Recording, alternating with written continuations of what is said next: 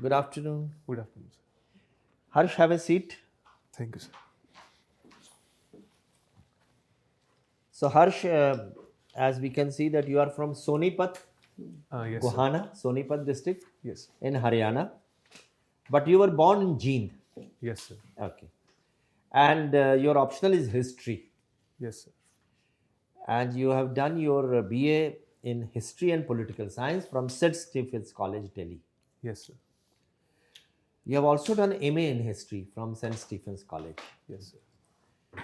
And you are fond of cricket, reading non-fiction books of English language, along with playing narrative uh, drivers, Driven. narrative-driven video games.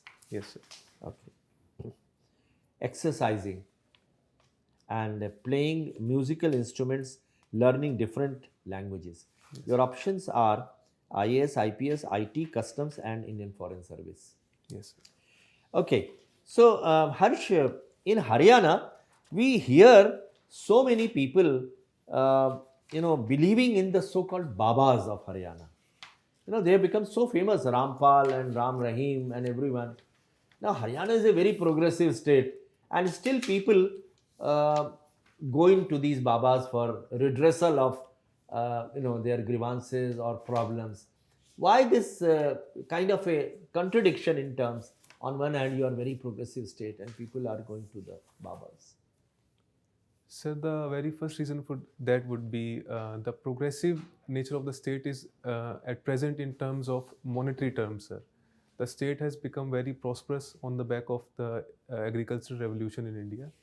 But culturally, sir, the state has remained relatively backward, and that has primarily contributed to this trend, sir. Secondly, sir, such sects or babas are popular all over the country. But the problem is that the babas of Haryana have been in news due to all the wrong reasons. That has also, it may be a perception too that it's more prominent in Haryana. But in a very small state, your number of Babas are rather large.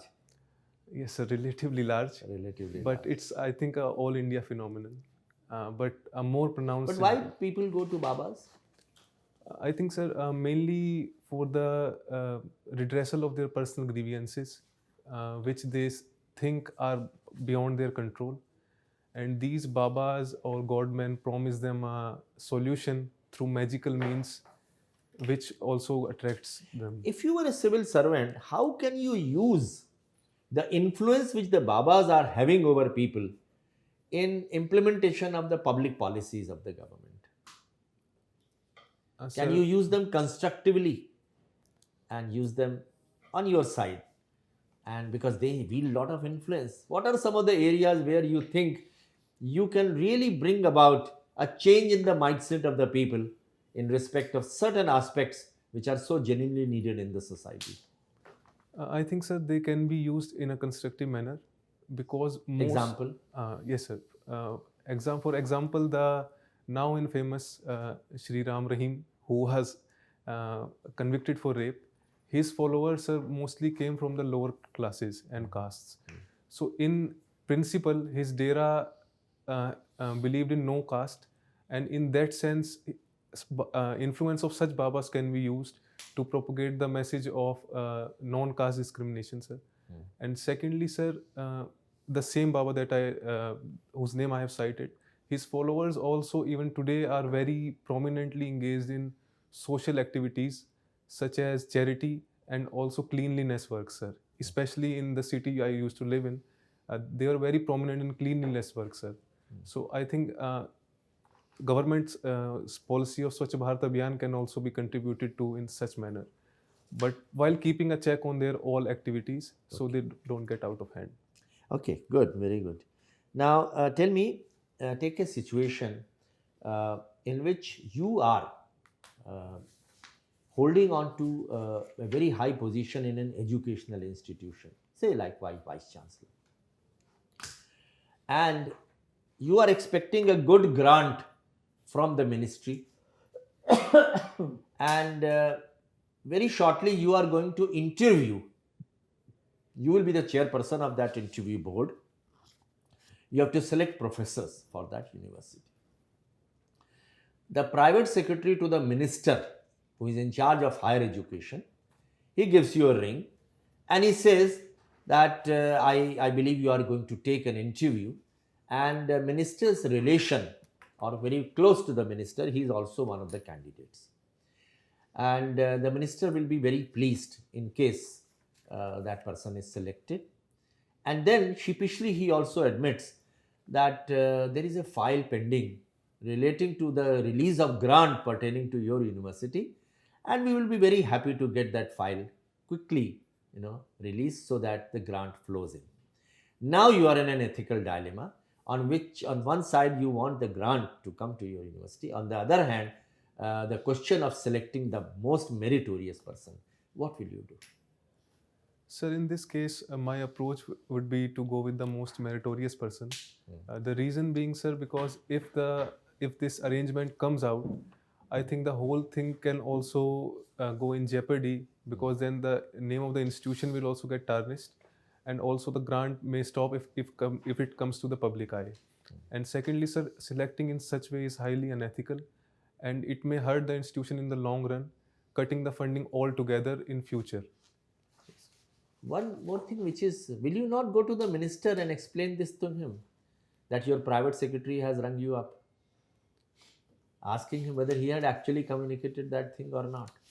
If he had not, it is only the minister's PA who is saying that is also a possibility. And secondly, even if he has, if you explain to him that this is going to put the educational institution into a bad reputation, so will you not like to do that also? At the same time, selecting the most meritorious. Yes, sir. Okay. All right. Now, if you are the Prime Minister of this country, for example, hypothetically, what 5 steps you would like to take as your priority areas? Sir, the very first area would be the economy. Economy, all right. Yes, sir. All right. Secondly, sir, social sectors, mainly poverty alleviation. Third would be, sir, defense. Fourth would be technology. And lastly, sir, I think internal security. Will you not like to bring the political parties under the ambit of RTI? Yes, sir, but that would be a very difficult step. Yes, sir. Okay. My last question to you would be that can you give me an example of proactive, reactive, and inactive kinds of governance? Proactive, reactive, and inactive forms of government. From Indian perspective. Okay, Indian perspective, Yes. sir. Proactive perspective of governance, sir, first would be the recent initiative driven by nudge policy of government, such as the Swachh Bharat Abhiyan and Beti Bachao, Beti Padhao initiative. Such things, I think, are the examples of proactive initiatives. So reactive initiatives would be policies such as the Nasbandi Abhiyan of 1970s and 1980s, where population control was forced upon people. And sir, lastly, can you repeat? Inactive. Inactive, sir. I can't think of any inactive at the moment, sir. Okay. All right. That's fine. Herrsh, Yes, how do you pronounce it? Herrsh. So it is spelled very differently from what we normally spell it. Is it a Baba influence? Is it an astrologer's influence, numerologist's influence? What makes you spell it like this? Actually, ma'am, my mother believes in numerology. Okay. So she suggested that I should have this spelling. And out of respect for her, I went with it, ma'am. So this is from birth, or it's a recent thing? It was changed in 2006, ma'am. Okay. Yes. So you attribute to your success in the civil services onto the change of these names? Personally, no, sir. I don't believe in it. But my mother does, sir. Okay. So, Haryana. Brides are being imported in Haryana. The skewed sex ratio. Has it improved in the recent year or two, or it still remains skewed? How skewed is it? In the recent years, ma'am, it has improved significantly as per the latest data of Haryana government. In census 2011, it was at lowest at 830, and at present in 2020, also in 19's data, it has gone up to 920, with some districts even posting above 950, ma'am. Okay. So what is the reason for this improvement? The main reason has been, ma'am, after the census of 2011, the state government and also the central government gave very dedicated attention to this subject. And the Beti Bachao Beti Padhao Abhiyan is I think the main reason why this change has came up. And also the stricter enforcement of laws such as the PNDT Act in the state has also brought this change, ma'am. Okay. Are brides still being imported? Yes, ma'am. In a few districts such as Nuh, it's a very prominent practice. They are called the Molki brides because the sex ratio has now improved, ma'am. But there are still men who will remain unmarried, at least for this generation, the present generation. Basically from Bihar. From, yes, ma'am, eastern states, the impoverished states. So Haryana was known basically for the robust, healthy kind of breed. Yes, so how does that impact the breed now? They were not credited much for this, but now they are doing very well even in this sports and everything. But with the intermixing of Bihar and Haryana, how is that impacted? I think, ma'am, first of all, this notion that Haryana's culture is this way is a colonial notion of martial races. Haryana basically agricultural state. It used yes, to be, ma'am. though now it is more of a manufacturing state. Yes, ma'am. This mixing of cultures, I think, ma'am, hasn't impacted that image a lot because the state still performs very well in sports and still sends a lot of young men and women to the army. I think this intermixing is not hurting that image of the state. It's not? In my opinion, no, ma'am. Okay. What is the status of women by and large in Haryana? How balanced is it towards women? I think, ma'am, the society largely remains patriarchal in Haryana, like much of India. But I think... not much of India. It's fast changing in many other states. Yes, ma'am, I was just coming to that. In Haryana too, in line with that, it's improving a lot. Women are now encouraged to study and also get employed. What about their property rights? Property rights are, ma'am, now getting enforced after the 2005 amendment to the Hindu Marriage Act. What is the amendment? As per it, ma'am, the corpora sine right of women was recognized by the Supreme Court that they can too... By the Supreme Court? Sorry, ma'am. Supreme Court recognized it recently. That law came in effect from a retrospective perspective. How is the law brought in? The law was brought in 2005, ma'am. How is the law brought in? How is the law? Through because Parliament. You are saying Supreme Court. No, I don't think it was the Supreme Court. Yes, ma'am. It wasn't the Supreme Court. Supreme Court actually now has held that the law came in... I'm not talking of Supreme Court. I'm talking of from the stage of a bill. How does it become an act? The procedure for yes, ma'am. The first MPs or MLAs in their respective parliament and state legislatures. MLAs in parliament? No, ma'am. I said respectively in MLAs and MPs. Okay. Yes, ma'am. So I will just focus on the parliamentary laws now. So MPs, first of all, introduce bills into the parliament, which are proposals for legislation. These bills... The MPs introduce. Okay. Yes, ma'am. They can be private members' bills and they also can be government bills, which are introduced by those MPs whose party is in power. And then the bills are, ma'am, submitted for the first reading. The first reading basically constitute the recitation of the bill. Then the bills go into the second reading stage. In this stage, ma'am, they are submitted to the select committees of the parliament. Not all bills? But there's the convention. It's not mandatory. But most of the times, these bills go to the select committees of the parliament, which prepare reports on these bills. And now these bills are then presented to the parliament. And in the third reading stage, voting takes place on these. If these bills are voted upon by the majority of the strength of the house. Which house? Whichever house they have been introduced in. So if, say, Lok Sabha, if they have been introduced in Lok Sabha, after getting the approval of Lok Sabha, they are then sent to the Rajya Sabha, where the similar procedure is followed. If the Rajya Sabha too agrees with majority of its strength on the bill is sent to the President of India. Can bills be introduced in both houses? Ordinary bills can be. Same goes for constitutional amendment bills, but money bills cannot be introduced. Yes, only the monetary bills are to be introduced in the Lok Sabha. Only, ma'am. Yeah, okay. And then it becomes an act. After So President this consents, amendment to the Hindu Succession Act was brought in by brought in by, ma'am, I'm not aware of that. an Parliament act of India. Parliament, No, no, not by Supreme Court. Yes, ma'am. Okay. What is the role of panchayats and Khaps in supporting the status of women in Haryana only? I'm not aware of that, ma'am. You have no idea how the Khaps and the panchayats function. I know about their functioning, ma'am, but not vis-a-vis women, how directly they impact them. The love jihad. Love jihad is not a very prominent concept in Haryana as of yet, ma'am. It's more about inter-caste marriages in Haryana, but not the exact functioning, ma'am. I'm not aware of them. Okay.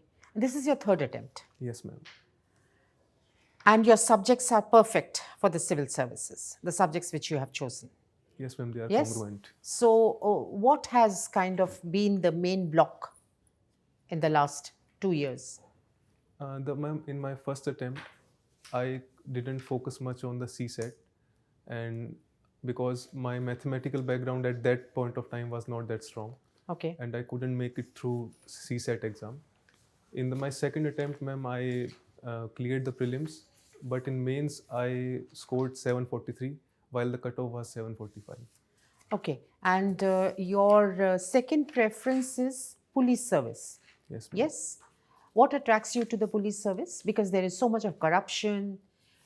People are not comfortable dealing with the police at all. For me, I would hesitate to go to a thana post sundown. personally, ma'am, I think first of all it would be, as you mentioned the point, first of all it would be to sort of reform that image of police. I think police is a very good institution of India, but I think the image needs a So it's just betterment. image building, which you think will be. No, for me personally, ma'am, I think it presents a very lucrative career opportunity, and it's on Lucrative? yes, ma'am. For my skill set, I think it's a very good opportunity. Being a humanities graduate, civil services as a whole presents a very good career opportunity to me. And All right. I think my time is not permitting. That's a very good debate we would have indulged in. Thank you so much. So let me ask some specific questions from a history student. You must have studied European history as well, did you? Yes, Not sir. the syllabus of civil service, but otherwise MA. Yes, sir. I have. You have? Have you heard of Cardinal Richelieu? No, sir. No. Are you aware of an author called David Thompson? No, sir. Sorry, I am not. It was hope which created the French Revolution, and it was despair which led it into the hands of Napoleon. Yes, sir. What is your comment on this? Sir, I agree with the statement. The first part, that hope created French Revolution, is due to And the what did the hope constitute of? Sir, it was Ideals. What ideals were those? liberty, equality, and fraternity. Okay. These were the main ideals of French Revolution, sir. Okay. And the hope was to do away with the ancien regime, which was based on the principle of divine rights of various estates. I think so, sir. Basically, the hope was that it would be done away with. But how the revolution unfolded between 1789 to 1799, with no structure, a strong structure in place, I think that led to despair, the reign of terror, and then the And incapable government. who were the main actors as far as reign of terror is concerned? Sir, it was Robespierre. Robespierre. Okay. Yes, sir. Right. It was followed by the Directory government, and it was the failures of Directory government to sort of protect the ideals of French Revolution that led Napoleon to spring up in power, because he was the only successful person of that time. He was winning battles for France while the government was struggling. Do you remember the most colorful expression of description of Napoleon? Second, I'm not aware. I'm not able to. World comprehend the history on question. horseback. Yes, sir. His photo. Again, David Thompson only. Okay, sir. Okay. All right. History repeats itself first as a tragedy and then as a farce. Said By Karl Marx. Karl Marx. Now, what does it imply? Sir, I'm not aware of that. Okay. So please brush up on that. Yes, sir. I will. So the first time their circumstances are genuine circumstances for the historical events, but not the second time. They just imitate the earlier circumstances and then, okay. So read up on this issue. Middle Ages are called the Dark Ages, as far as Europe is concerned, and then Enlightenment, Renaissance and all. Why Middle Ages were called Dark Ages? Sir, Middle Ages, first of all, marked the rise of feudalism in Europe, the feudal institutions. And secondly, sir, it was also a period when the climate was relatively cold in Europe, and due to which agricultural prosperity was at a low. And Renaissance marks the change in, first of all, society and culture of Europe, and secondly, also the So environment. which is that particular year in 15th century when Renaissance is attributed to that particular year, the date? So Renaissance, I think, starts from 12th century. Okay. In 15th century, the Reformation took place. Okay. Yes, sir. I'm not aware of the exact year, sir. So can you tell some important events of 1453? 1453, sir. First of all, I am not able to Constantinople. pronounce. Sir, the city, Constantinople. the capital Fall. of yes, sir. It fell to the Ottomans, and sir, I'm only able to think of that Okay. at the moment. All right. Thank you. Herrsh, you are a student of history. Yes, sir. Which school of thought do you subscribe to? Left wing or right wing? Sir, not any one of You them. I don't, read you don't belong to any school, huh? not any school, sir. Do you consider Lord Rama as a mythological figure or as a historical figure? Sir, as a student of history, I think Lord Rama, due to the lack of archaeological evidence on him, would be considered a mythological figure. But as archaeology in this region, the Ganga Basin region, is not as developed as it could be, I think that leaves it debatable as to whether he was a mythological or historical person. But as far as the evidence at present is concerned, he would be considered a mythological person. By calling him an mythological figure, don't you think you are adding fuel to the fire? There's Sir, already some controversy in our Yes, sir, country. as I said, sir, only from a historical, as a student of history, No that would- archaeological evidence. because of the archaeological evidence. But in the domain of culture, in the domain of religion, I definitely think he was a historical person from that perspective. Yes, sir. Okay, talking about archaeology, you belong to Haryana. Yes, sir. There is a place in Hisar called Rakhigadi. Yes, sir. Have you heard about it? Yes, sir. Some excavation is going on by the Archaeological Survey of India. What is your take on that? What are the findings of this Yes, sir. excavation? Does it throw any light on the migration theory of the Aryans? Yes, sir. So the findings from Rakhegadi was regarding the DNA analysis of the findings of the artifacts of that site, sir. And it has revealed that the populace of the place during the Harappan civilization time was of a mixed origin, and it doesn't present any evidence that they were Iranian or the region we considered we attribute to the Aryans. So it in a way refutes that theory and said that from the very beginning the Indus Valley civilization was a heterogeneous one as far as the DNA composition is concerned.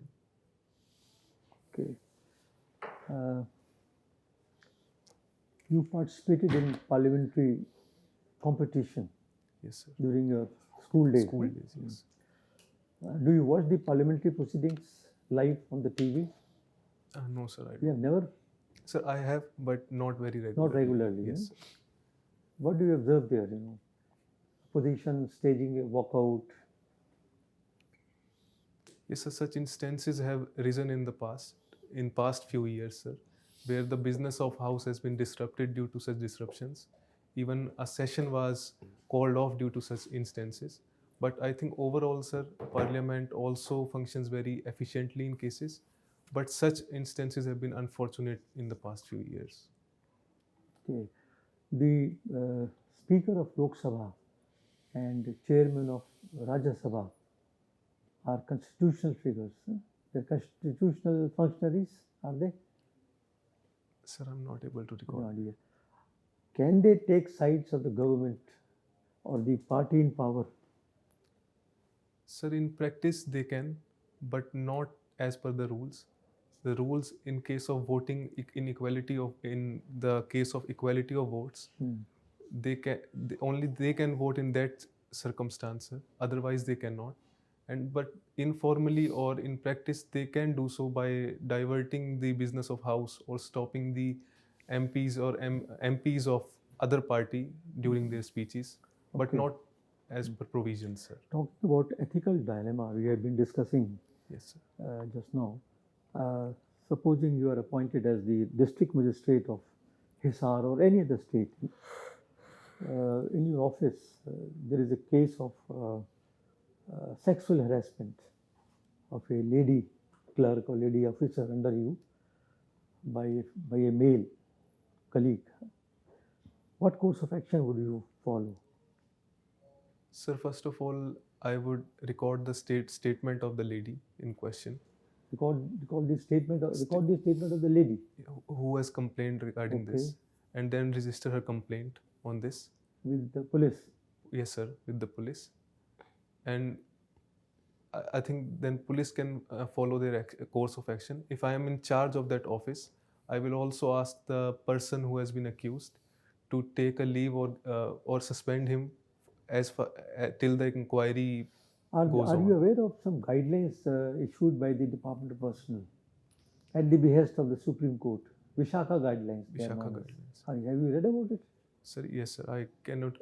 I It lays can. down some procedure to handle such cases. I'm not able to recall Campaign the committee and all yes, sir. that. Yes, sir. Please. The committees have been constituted. Okay. Another situation I'll give you. You are a district magistrate. You must be tendering with you must be handling so many tender cases. It's very routine thing. Sometimes minister calls you and asks you to accept a tender which is not the lowest. What will you do? How will you justify? Will you implement the minister's orders? Sir, I will first try to reason with him that this can bring the Okay, he insists. He doesn't agree with you. He's your minister. Yes, sir. He's supposed to implement the policy of the government. Sir, I will ask him to give this order in writing. Okay. And if he still doesn't, if he says Supposing that, he gives you orders in writing, what will you do? sir, then I will go You do forward it. it. Yes, sir. You will not question any further? No, sir, because that goes out of my jurisdiction. You will not take your seniors into confidence, your commissioners, your secretaries, and others? Sir, only if he refuses to give the order in writing. If he does so, then no. If he refuses, One last then yes. question. The general perception is that the RTI Act, you are aware of this act? Yes, sir. RTI Act has collapsed. It is a failure because so many agents, so many organizations, political parties, judiciary, they are outside the purview of the RTI Act. Do you agree with this perception? Sir, in these domains, as you just Pardon? cited, in these domains, as you cited, sir, it has had limits its success, but overall, I think it has been a success in overall picture, sir. What kind of success? An institution called CIC, Central Information Commission. Is it a statutory body or a constitutional body? It's a statutory body. Statutory body. Yes, sir. Some powers of the commission has been curbed by the government. Their service conditions are laid down by the government. Is it not? Is it an appropriate act? Sir, the changes that were brought to their service conditions were due to them being a statutory body, sir. And because before that, they were same as the constitutional bodies such as the Election Commission. So I think that's a right step to bring them in that line. But I don't think that it directly curbs their independence. So government can change the service conditions of any commissioner, chief commissioner. They can make anybody as commissioner and anybody as his deputy. Sir, the government has not changed the appointment procedure. The selection committee still selects the members to be appointed. So if that gets changes, then maybe this might be the case. Okay. Sir, आप You're from Haryana, right? Yes, sir. And IPS is your second option, as we can see. Yes, sir. How many DGPs are there in Haryana? Sir, I'm not aware of that. Right. When the Baba Ram Rahim case happened and he was to be arrested, eventually they called out the army to arrest him. One company under one Major Saab was brought in, and under their action, this guy was apprehended. What is it that anything of serious kind that has to be done, the administration actually not goes on the police but goes back on the army? So you got, I think, if I'm not wrong, there are 80 DGPs in Haryana or something like that. This figure may not be accurate, but large number. And eventually it is one Major Saab from the army with 100 men. What is in the culture of police and culture of the army that army can do it and police can't do it? And as I see, the police is armed and equipped entirely for these kind of jobs. Army is not. So the reason behind that is, first of all, unfortunately, the policing system in the country as a whole has been politicized in the past few decades. I think the first reason is that, and in this particular case, the Ram Rahim arrest case, sir, I think that was the prime motivation, because the political parties at the time didn't want it to look bad in the eyes of the millions of followers of Ram Rahim. So army, which fortunately remains depoliticized as of now, is called in such situations. So the political interests or the image of the party or the administration in question doesn't get called into the place, which surely is wrong, but that's the prime reason in my opinion, sir. Okay, Wing Commander Abhinandan, have you heard this name? Wing Commander Abhinandan. Yes, sir, I have. He was the one who shot a Pakistani F-16, and he was also shot and captured there. Some political party actually used his photograph in certain posters along with politicians. Would you look at it as the politicization of the Indian Army or Indian military? So this instance alone may give a picture that this is the case, but the army as an institution is not politicized as of now, sir. But such instances which are really unfortunate, but such instances may give a picture, but the army as a whole remains depoliticized. All right. You think Chanakya's principles of statecraft are applicable today in the present day context? Sir, I'm not able to recall Okay, that. read it. It's very interesting. Yes, sir. And I think they are in the present context. If you apply, it's what it is. Unfortunately, we read more of Machiavelli and we read more of Sun Tzu, but we don't read enough of Chanakya. You see, Alexander invaded India, then Mughals invaded 12th century onwards, Islamic Muslim rulers, and then the Britishers here. All these invaders in India their forces were much smaller in size than the armies of the Indian kings. But we were defeated 9 times out of 10. What were the reasons that Indian kings continued to lose despite much bigger armies? Sir, in all these cases, right from the Alexander's invasion, sir, the prime reason was that Indian kingdoms and princes remained disunited. They were not helping each other, or nor was there a central polity in India. And whenever there were central polities and great empires in India, such invasions were thwarted. But in these particular cases, sir, there was a void in North India particularly when these invasions happened. During Alexander's invasion, he could only conquer till those areas where the polities were small. He couldn't cross to the Nanda Empire, which was really strong, sir. And even in the case of Mughals, same thing was happening. There was no central polity in North India. Rajput polities were fighting among themselves. And the similar was situation even during the 10th, 11th century invasions of the Arabs. So I think disunity was the main cause. Right, sir. correct. Now you are an IPS aspirant as your second choice. Recently the government had instituted a policy of recruitment for the army by a name called Agniveer. Have you heard of this? Yes, sir.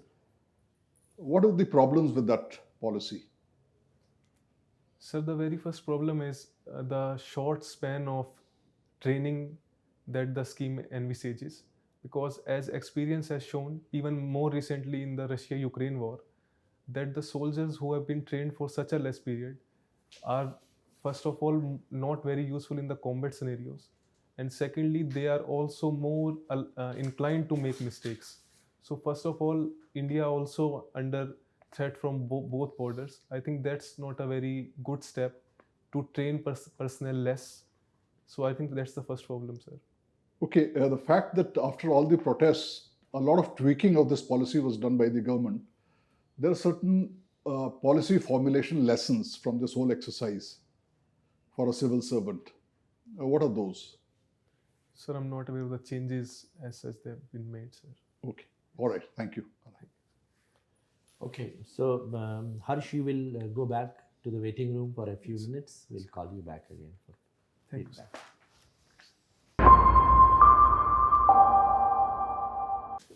So Harsh, first of all, we will ask you this question as to how do you think you fared at this mock interview?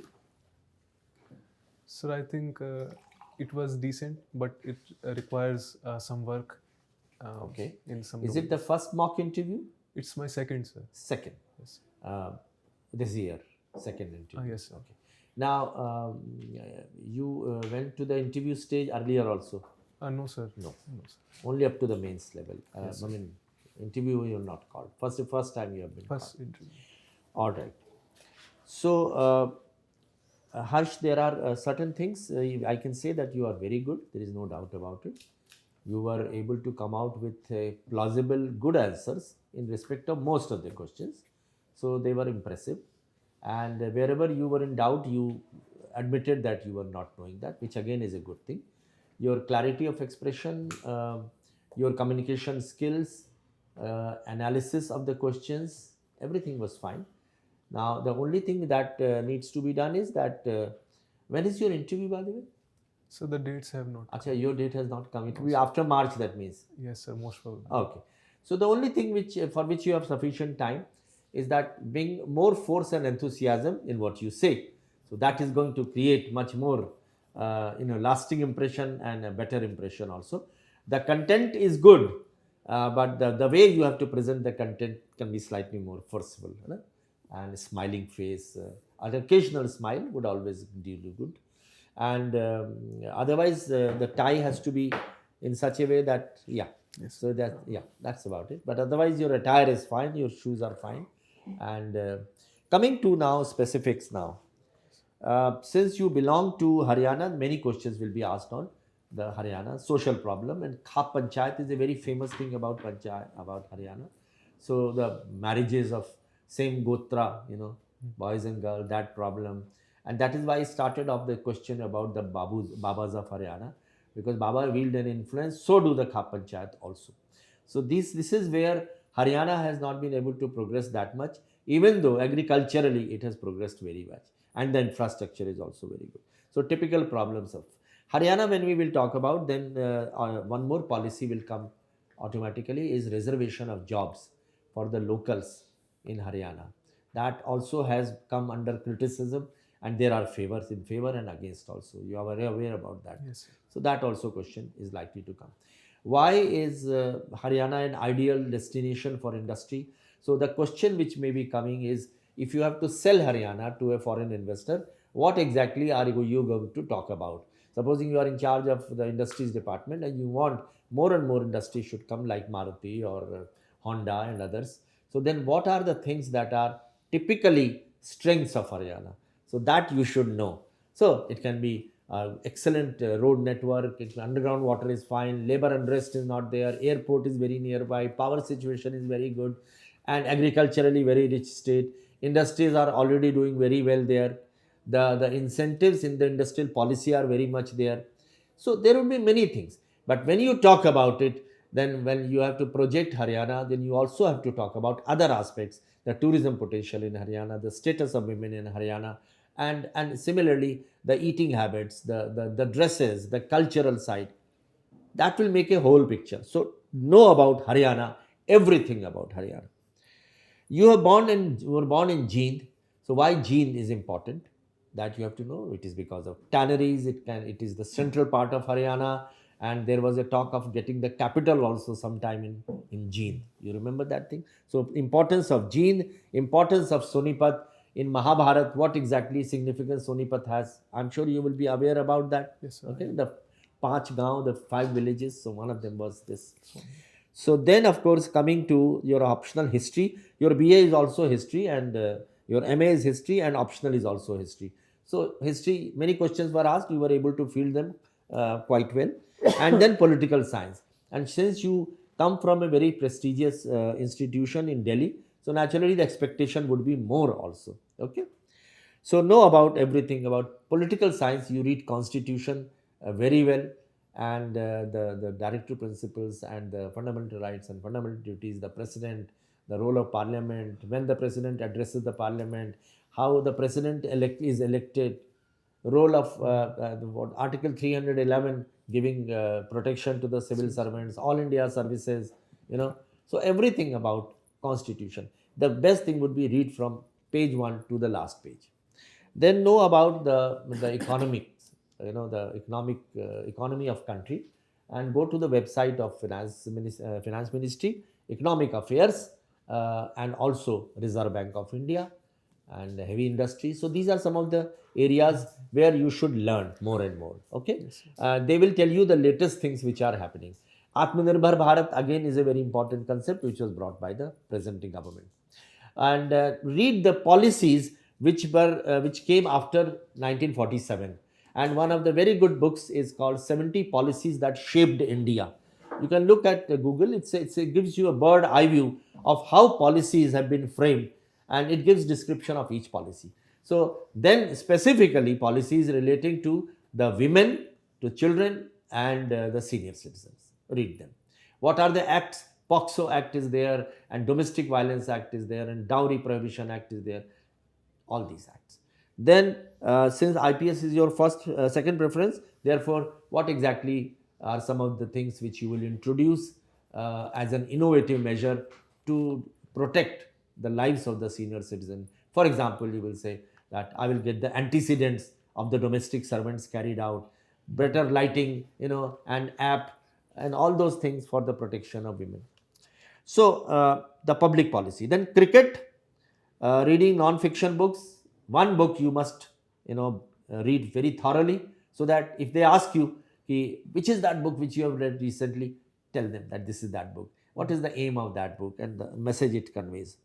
And then you talked about narrative driven video games. They may ask you about this particular narrative driven also. And exercising, whether you hit the gym or you do some sports activities. And if you do sports, then you must know everything about that sports also. So because you have written many hobbies, so they are subject to likelihood the questions being asked on that also. And learning different languages. So which language which you have learned? Which language have you learned, by the way? Sir, I know Hindi, English, a little bit of Telugu, Spanish, and very rudimentary level of Portuguese. Okay. All right. So the question may be on that also. And then coming to some other areas. One is the election process in this country. How is it brought about? The steps through which election takes place. That you must study. Read Representation of People Act. Why politics is criminalized in this country. Why it is not so in other developed countries. What are the reasons here? And different aspects connected with election. For example, simultaneous election of this and so on. So read about that. Read the role of the collector, the district administration. There are 5 or 6 roles of the collector which you should know. One is election, the other is revenue, third is law and order, fourth is the coordination between for development programs and so on. Then of course the international institutions, role of the United Nations bodies in institution. Then foreign policy, about India's foreign policy with its neighbors. So these are general things which I have said, but otherwise your answers are quite good, and I would say that you stand a very good chance in getting good marks in the interview, but don't lose sight of some of the very crucial issues which are facing the country, and one is economy, of course, the other is corruption, and so they may ask you some innovative measures to suggest to bring down the corruption, how to take care of the different ingredients of good governance, because that is your job, good governance. So what is responsiveness, what is consensus building, what is inclusivity, these things, and also what are the foundational values which are required to be present in the civil servant. They may ask you what leadership, how it is important, and team building, how it is important, integrity, honesty, all these things. So that's about it. And general knowledge, you must prepare that very well. Last about 2 years general knowledge and the current affairs also. Read the newspaper on that particular day, and when you go there, then always have a good knowledge about what happened, what came in the news the previous day. And whenever the question is asked, I'll always understand the context of the question. Don't be in a hurry to give answers. Pause for a few seconds, think about it, and then give the answers. And always give the most important part of the answer, number 1. Then come out with the second, and be prepared for the supplementary questions. While facing the board, you must be having eye contact with the person who has asked the question, but also scan the entire board, left to right and right to left. And if you have not understood a question, you can always request the panel to repeat that question. Have slightly loud answers. It should be loud enough to reach the board. And if you feel at any point of time thirsty, take a glass of water. Okay? And write down your thoughts in piece of paper which is in front of you. That's about it. You will do extremely well. If you have any questions to ask, you can ask us. Yes, sir. Sir, on this point, as you told me that the person who's asking the question, so when I'm answering the question, should I look in Just between? a fleeting glance, no. You Okay, see, sir. What you meant was your fleeting eye glance. contact should be with that person. Yes, sir. But while having the eye contact, you can occasionally scan the entire board from sir. left to right, right to left. Again, come back to the same person with whom The you are idea is having to the eye involve contact. them also. They should not feel left out. No, that is the important thing. Yeah. So not continuously, just in No, that's between once in a a way. small glance. Ah, kind of. once in a way, Scan you means just- that you scan from left to right, right to left, occasionally. Okay, sir. What else would you like to ask? Sir, just that, sir. So, as I told you, sir, this is my second mock interview. So, sir, how much you have told me all the subjects, important ones, but how much work, sir, needs to be done, sir? I'm a bit lost on that front because no. my interview is almost 4 months. Have confidence, you Yes, are, sir. and have positivity with you. Okay, sir. Optimist. And as I said, whatever time is left before interview, here you have reached a certain stage by God's grace and your hard work. Don't lose this opportunity. Try to read as much as possible. Try to talk to people who know more than you, and prepare so well that tomorrow you do not lament over the fact that if I had studied more, I would have probably gone through.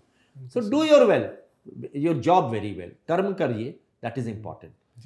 How much you have to do, that depends on your, the time available to you and capability. But reaching this stage, now there is no returning back, and you must make it this time, and you will make it.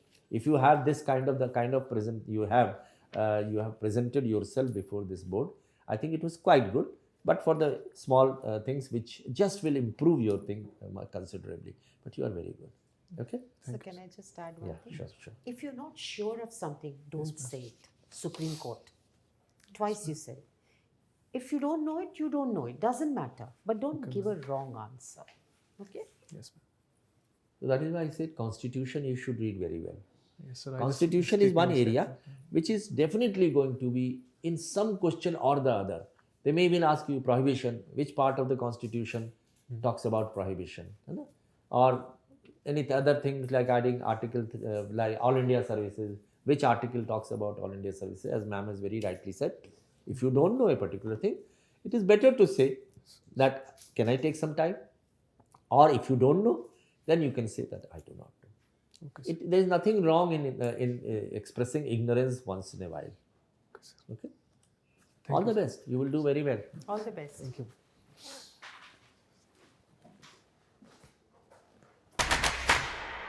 Unacademy. Let's crack it.